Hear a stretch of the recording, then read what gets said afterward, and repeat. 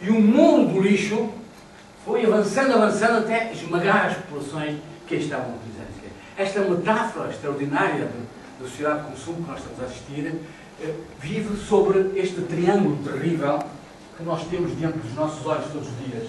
O triângulo que é, por um lado, o esgotamento da biosfera.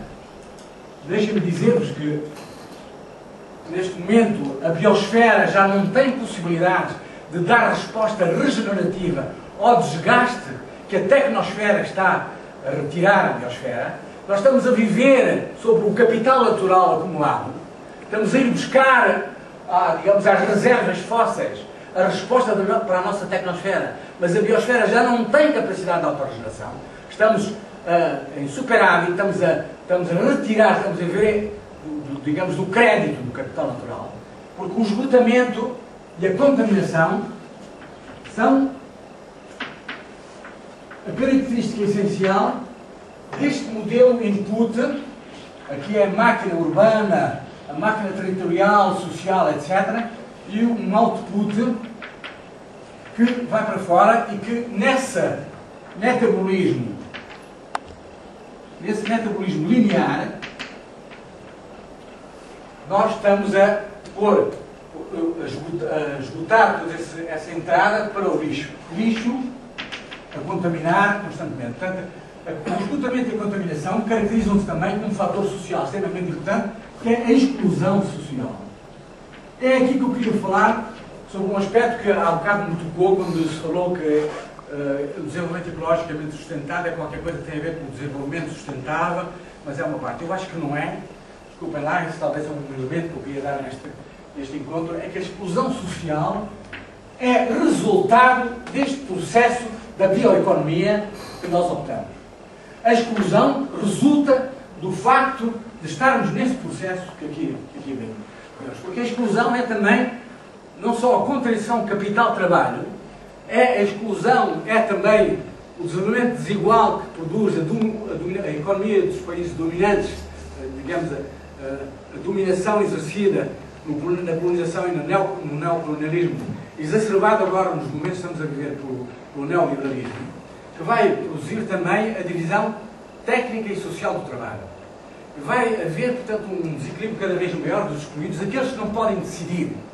Isso é uma coisa, por exemplo, só para vos dar um exemplo, que tenho agora na memória, por exemplo, há 7 anos, não é? No ano 2000, havia 20% de pessoas no mundo, no planeta, que viviam sobre 80% dos rendimentos da biosfera e havia 80% da população que vivia sobre só 20%.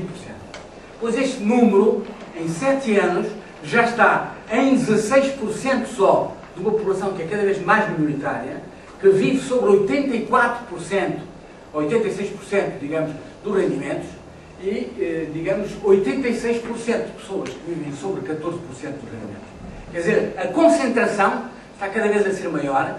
250 mil homens no mundo, fortunas, 250 mil, têm o mesmo dinheiro de 67 países, ou seja, digamos, vivem sobre o usufruto de cerca de 2 bilhões e meio de pessoas. Estão a ver a concentração do capital e a pauperização que se está a fazer a nível geral. Essas coisas que o Marx dizia, e que a gente julgava que já tinham passado à história, não são assim tão evidentes. Quer dizer, a concepção, a teoria, o método de análise que o Marx propôs, provavelmente está incompleto, e eu queria mostrar que há um domínio que o próprio Marx não viu, que é as questões justamente do esgotamento da biosfera. Ele não teve tempo, e no seu tempo isso não era tão visível, não é? O problema de hoje é que não há possibilidade de nós dividirmos as questões sociais das questões ecológicas. Porquê? Porque com este mecanismo, com esta estrutura social, o que está a acontecer é uma contradição entre essa tecnosfera. Queria-vos chamar a atenção que essa tecnosfera está intimamente ligada à organização social. Não há uma técnica neutra.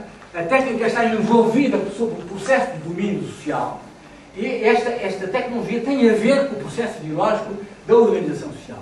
Essa tecnosfera foi ganhando uma dimensão tal, que foi cada vez circulando, cada vez, de que ela, neste momento, a grande contradição é entre uma tecnosfera esgotante baseada nas energias fósseis e na contaminação, de tal maneira que a biosfera já não tem possibilidade de avançar.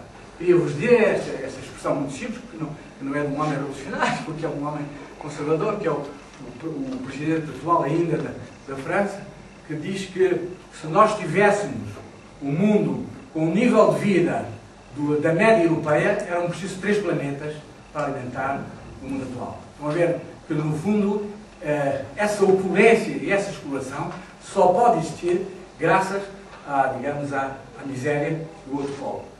E, portanto, também para vos dizer que se a Índia e a China, provavelmente a gente prevê dentro de 10 anos, se tiverem uma capacidade de rendimento similar à média europeia, só esses 2 países necessitam de 2 planetas.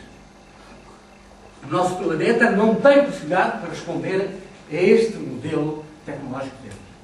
Porque, como eu vos dizia, este input e output, nesse metabolismo linear, organizado por este tipo de sociedade, não possibilita isso. Portanto, só há, penso eu, que é esta a visão da bioeconomia, começada pelo Nicola Georgescu Reagan, de dizer que nós temos que mudar fundamentalmente este tipo de estrutura, mas como este tipo de estrutura está intimamente ligado ao social, temos que mudar também a sociedade ao mesmo tempo. Não é possível mudar a tecnologia sem mudar a sociedade, não é possível mudar a sociedade sem mudar a tecnologia.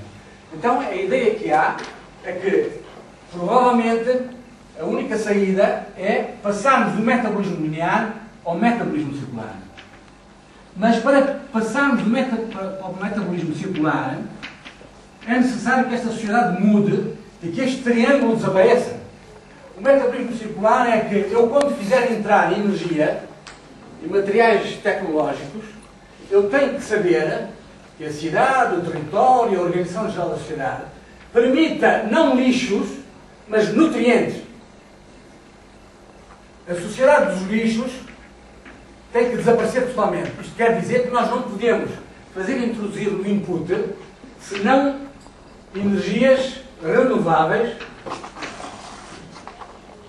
e materiais completamente recicláveis. A sociedade tem que mudar totalmente a esse nível. Porque só com ausência de lixo e criação de nutrientes, esses nutrientes podem ser reciclados. Os nutrientes orgânicos de um lado e os nutrientes técnicos do outro lado. Os nutrientes técnicos têm que ser reutilizados por um tipo de nova organização industrial que permita que ele reentre outra vez num ciclo tecnológico. E, por outro lado, os nutrientes orgânicos têm que ser completamente reciclados. Temos que ter estruturas biológicas, de biodepuração, de fitodepuração, etc., que permita justamente que a água, os fatores alimentares, etc., reintegrem o processo da sua reciclagem.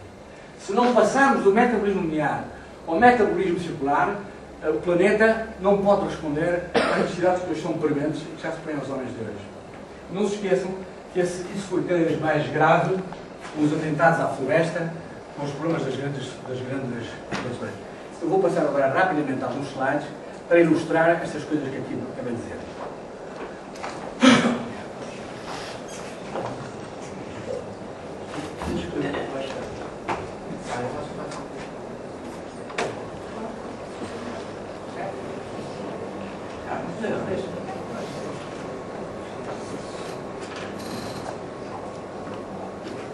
Ora bom, eu fiz também estes slides, peço desculpa, deve haver aqui muita gente que sabe isto tudo, mas eu julgava que também havia mais alunos, estão aqui alguns alunos meus, e pensava que isto pudesse ser de interesse para toda a gente e fiz aqui um processo mais ou menos pedagógico, vou resumidamente dizer, porque estou à espera de vir para nós podermos ir sair aqui na discussão.